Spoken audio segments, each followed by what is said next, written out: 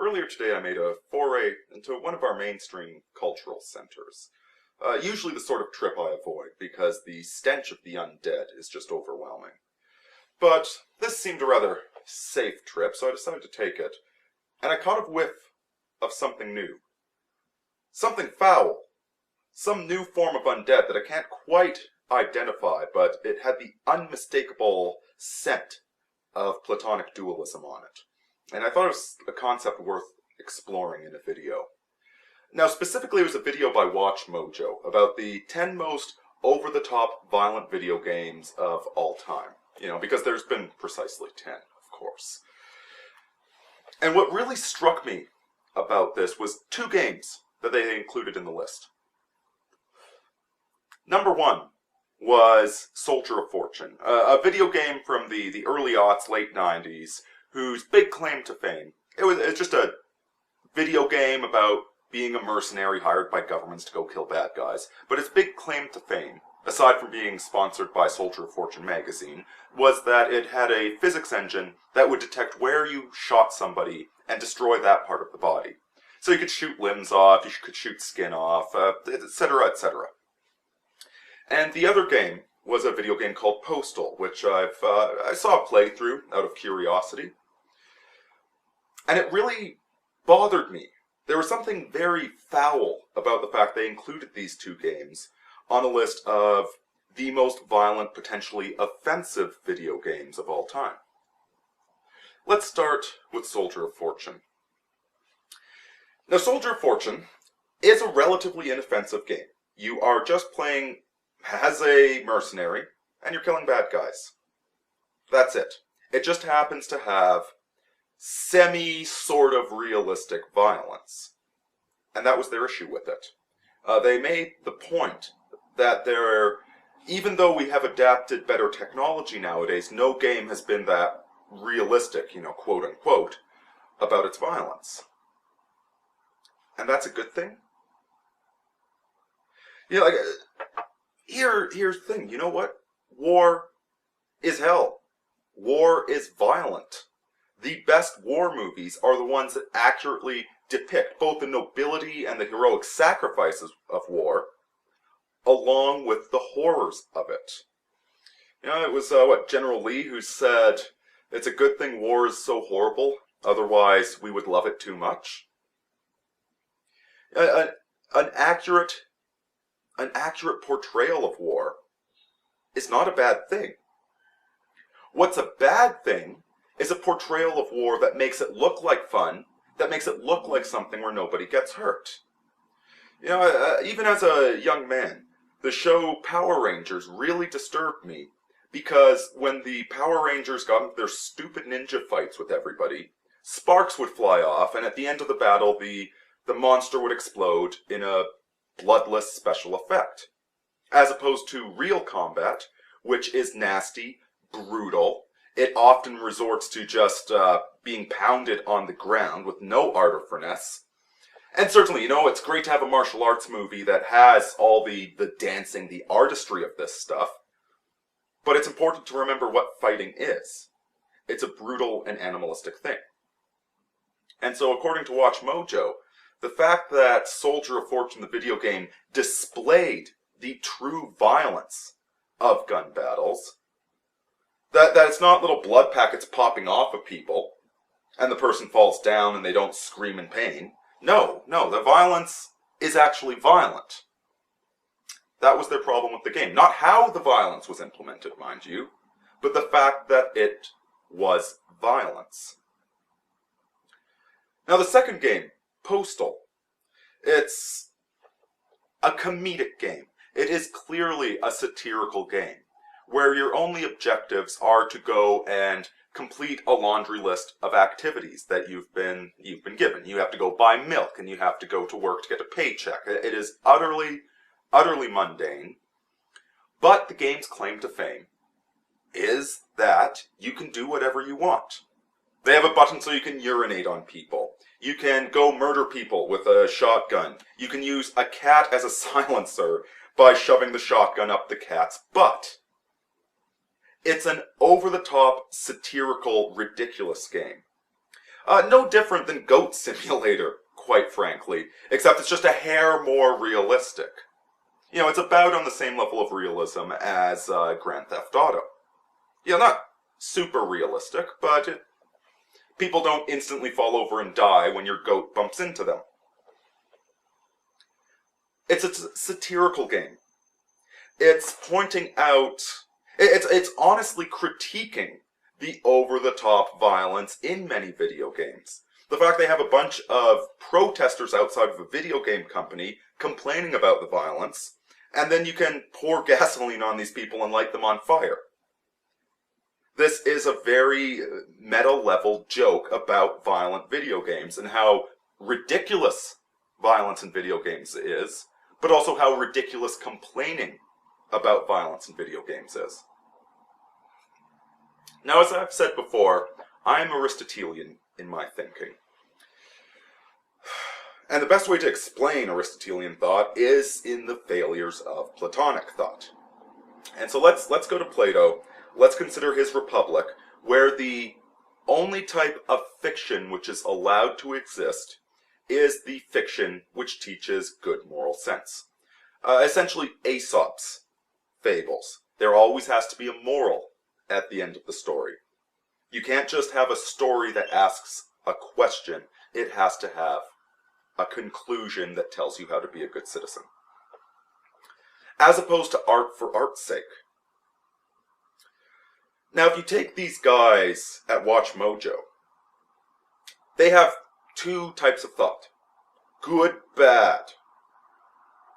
And for them, they seem to have embraced this modernist, this college-educated sense of nonviolence. That violence is always bad. That it's never right to fight. You know, that, okay, it's alright to watch Power Rangers because there's no blood and it's kind of exciting, but too much excitement will get you in trouble. Best to stay calm, best to stay medicated. And now what's the inverse of that? The other side of that coin. Because by so denying the existence of animal emotions, animal urges, passions, and violence, by so denying that that exists, by pretending we're a bunch of well-polished people living in ivory towers who never sweat, who never bleed, who never shit. The other side of that coin is the torture porn genres. It is the Transformers movies. Nothing but insanely idiotic action with no cathartic value to it whatsoever, no purpose to it, no story. Or movies like Hostel, where there is no true narrative. Hostel has as much of a story to it as Transformers does. It's tacked on, it's an excuse to have the torture porn. And those are the two sides of the coin.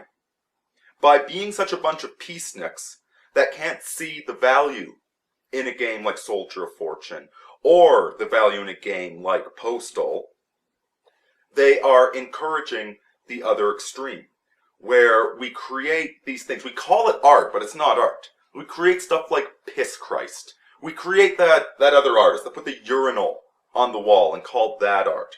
You know, where they're celebrating ugliness. Nowhere is there room for the human soul in any of that. Alright, we have the namby-pambyism of everybody's happy, everybody's pretty, everybody's on Prozac, or we have the misery and the ugliness and the meaningless death. Nowhere do we have room for tragedy. Nowhere do we have room for true beauty. You know, we've got the Stepford Wives over here, but beauty is about being animal and yet being more than animal. You know, it's being part of this animal, vulgar reality and part of the higher reality. It's both at the same time. You know, it's like the spiritual aspect of love and the physical. They go together. This is the Madonna whore complex. You know, either she's a little perfect, saintly little woman that never wants sex, or she's a dirty, filthy slut that just sleeps with whomever. Young girls have the exact same problem with them. They either completely deny that they have sex drives and go up into the ivory tower until the sex drive overwhelms them and they sleep with the first degenerate scumbag that comes along. As opposed to being a true lady and a complete slut in the bedroom. So with art, this is classical, the best pieces of art. The Fallen Caryatid, one of my favorites. Faith, a beautiful sculpture of a hopeful and yet tragically naive young girl praying to God. These are beauty and ugliness united, and that's what gives them soul. Art is not supposed to be a simplistic moral lesson about how to live your life. Art is not supposed to be a reality, an objective reality. It's not supposed to be an accurate depiction of real life. It's not supposed to be a moral law that you can follow. Art is supposed to be something transcendent that expands your consciousness. And so, let's talk about Grand Theft Auto. Because that game is art. You can debate how good it is. Certainly my friend the Beckloff says that Saints Row 2 is a much better Grand Theft Auto than Grand Theft Auto was. You can have that debate about how good it is at being Grand Theft Auto. But the conception of Grand Theft Auto is an interesting exploration of the human experience. What if you were a criminal? What if the long-term consequences of your actions didn't apply? What do we do in these huge societies surrounded by strangers and frequently frustrated by the bureaucracy? Grand Theft Auto asks that question and then cranks it up to 11. Grand Theft Auto presents a universe where every little petty annoyance that we have is made even more annoying. And they highlight this constantly. In Grand Theft Auto Vice City, one of the radio DJs is on the new music station, the new wave station, and he spends every other announcement he has knocking old people and their terrible taste in music and how he's never going to get old. 20 years later in Grand Theft Auto 3, he's on the classic rock station, championing the good old days, and about rock ain't the same anymore. You irritating twat. The talk radio is absolutely absurd.